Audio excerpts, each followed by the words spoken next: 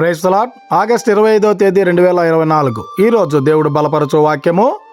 ఈ ప్రజలు పెదవులతో నన్ను గనపరచుదురు కానీ వారి హృదయము నాకు దూరముగానున్నది. మార్కు రాసిన సువార్త 7వ అధ్యాయం 6వ వచనం.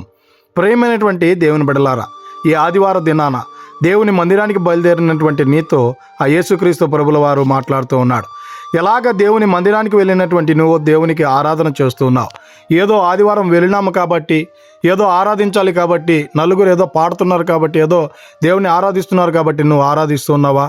అలాంటి ఆరాధన దేవుడు లక్ష్య పెట్టడు. కానీ ఎప్పుడైతే నీ పూర్ణ హృదయంతో దేవుని ఆరాధన చేస్తావో అలాంటి ఆరాధన దేవుడు లక్ష్య పెట్టేటువంటి వాడిగా ఉన్నాడు గనక ఇకనైనా నామకార్థపు క్రైస్తవుల్లాగా మనం ఉండకుండా నిజమైనటువంటి క్రైస్తవుల్లాగా మనం ఉండి ఆ యేసుక్రీస్తు ప్రభుల వారిని మన పూర్ణ హృదయంతో ఆరాధించేటువంటి వారంగా ఉండాలని కోరుకుంటూ ఈ దిన వాక్యం ద్వారా దేవుడు బలపరచును గాక. ఆమెన్. God bless you.